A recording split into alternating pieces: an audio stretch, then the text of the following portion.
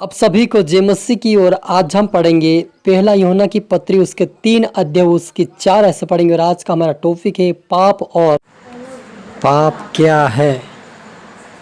अब सभी को जय मसीह की ओर आज हम पढ़ेंगे पहला यूहन्ना की पत्री उसके 3 अध्याय उसकी 4 ऐसे पढ़ेंगे। और आज का हमारा टॉपिक है पाप और परमेश्वर के बीच में अंतर क्या है।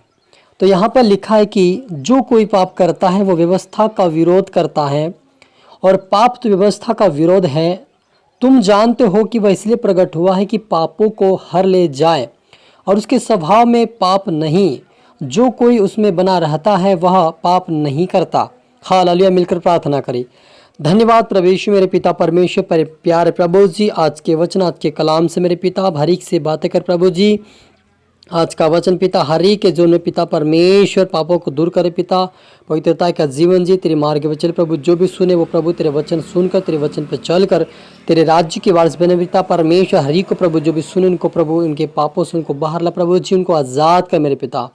सारी बात धन्यवाद पवित्र आत्मा जी, आप मेरे मुख से होकर बोले मदद और सहायता कर।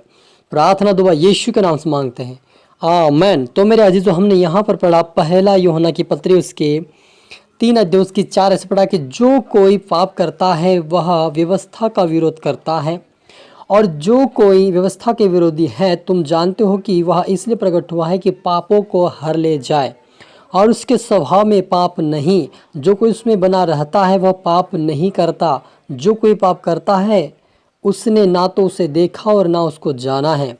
हे बालकों, किसी के भरमाने में ना आना। जो धर्म के काम करता है वही उसके समान धर्मी है। जो कोई पाप करता है वह शैतान की ओर से है। हालेलुया। मेरे अजीजों, यहाँ पर लिखा कि जो कोई पाप करता है व्यवस्था का विरोध करता है। मेरे अजीजों, ये वचन जो है हम दोबारा सुन रहे हैं और इस वचन में जो गहरी बात है कि जो कोई पाप करता है व्यवस्था का विरोध करते। और व्यवस्था क्या है? व्यवस्था एक परमेश्वर का वचन है। हालेलुया। क्या है? परमेश्वर का वचन है कि हम पाप ना करें, हम पाप से दूर रहें, हम पवित्रता का जीवन जी। परमेश्वर की व्यवस्था का जो वचन है वो वचन को ही परमेश्वर व्यवस्था कहता है। तो व्यवस्था जो है, यदि हम पाप करते हैं तो परमेश्वर के वचनों का हम विरोध करते हैं, परमेश्वर के विरोध में खड़े होते हैं।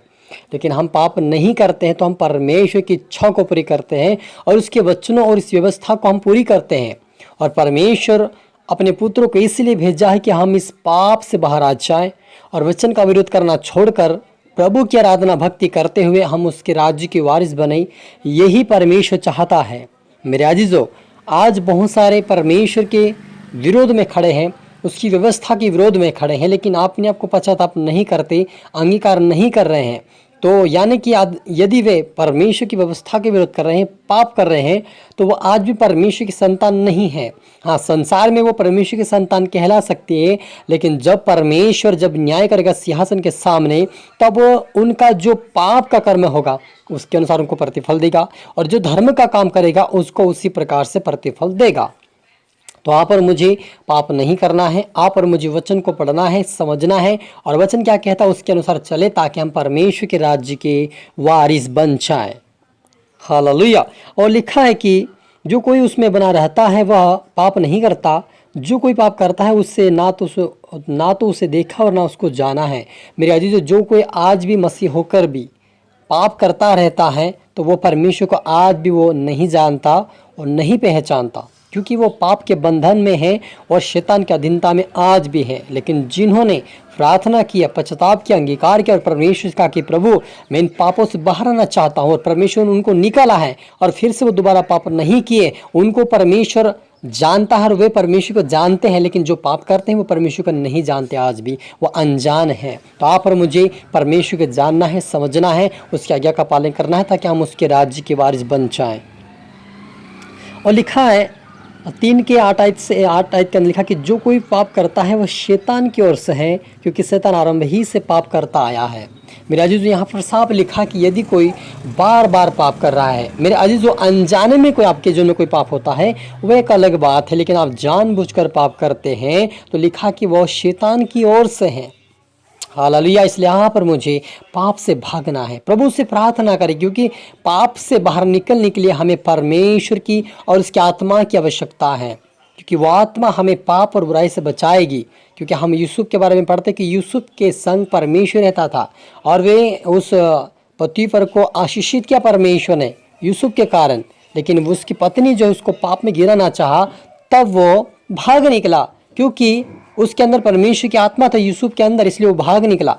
हमारे अंदर यदि परमेश्वर का आत्मा है, उसका डर, उसका भय है, तो हम कभी नहीं पाप कभी नहीं करेंगे। हम पाप से दूर रहकर पवित्रता का जीवन जीकर हम दूसरों को बचाएंगे और हम खुद भी और सभी को लेकर हम स्वर्गीय राज्य के वारिस बनेंगे। और परमेश्वर यही चाहता है कि हम पापों से दूर रहें, पवित्रता का जीवन जी, उसके राज्य के वारिस बने। इसलिए आप पर मुझे वो चुना है। और लिखा कि परमेश्वर का पुत्र इसलिए प्रकट हुआ है कि शैतान के कामों को नाश करे। किस लिए प्रकट हुआ? परमेश्वर का पुत्र इसलिए प्रकट हुआ है कि शैतान के कामों को नाश करे। और शैतान के काम क्या है? पाप है, बुराई है, झगड़ा है, चोरी है, व्यभिचार है। ये क्या है? शैतान के काम। और इसका विरोध कौन करता है? प्रभु यीशु मसीह। और जब प्रभु यीशु मसीह की आत्मा हमारे जीवन में होती है तो हम भी उस पाप से क्या करते हैं? उस पाप के विरोध में और उसके नफरत में चलते हैं।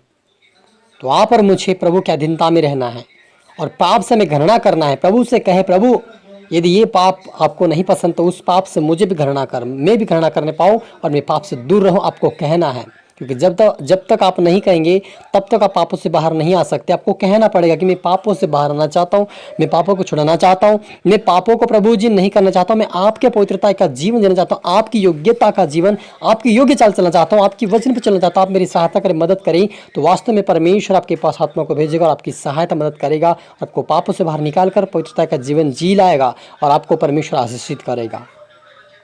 हालेलुया। और लिखा कि जो कोई परमेश्वर से जन्मा है वो पाप नहीं करता है। यदि हम परमेश्वर की ओर से जन्मा तो है संसार में, लेकिन हमें आत्मिक रीति से भी जन्म लेना पड़ेगा।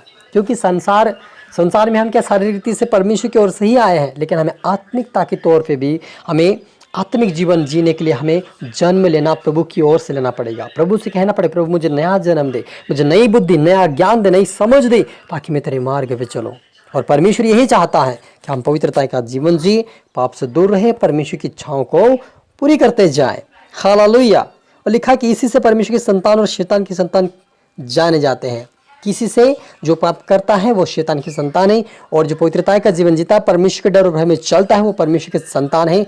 और आए हम मिलकर प्रार्थना करें। थैंक यू लॉर्ड जीसस, मेरे पिता परमेश्वर प्रभु जी, आज के वचन के कलाम से मेरे पिता बने हर एक से बातें क्या, धन्यवाद प्रभु। जितने आपके बेटा बेटा आज का वचन देखे सुने वो आशीष पाए। आज से ये पापों से बाहर आए, व्यभिचार से बाहर आए, झगड़ों से बाहर आए, ओ पिता गंदी आत्मा से बाहर आए, व्यभिचार से बाहर आए प्रभु जी, और अपने बुरे ख्याल से बाहर आए, शारीरिक कामों से बाहर आए, शैतान के हाथों से बाहर आए पिता। आज से तेरी आत्मा में काम करे पिता। आज से प्रार्थना बढ़ने पाए, पुत्रता का जीवन जी, प्रार्थना का जीवन जी, यकारिता का जीवन जी, जो भी आपके बेटा बेटी सुने वो आशीष पाए। आज से इनका जीवन पार आए, पापों से गंदगी से पार आए, तेरे मार्ग पर चल, तेरे राज्य की वारिस बने पिता परमेश्वर। सारी बातें धन्यवाद प्रभु, सबको तेरे हाथ में सौंपते हैं। ये प्रार्थना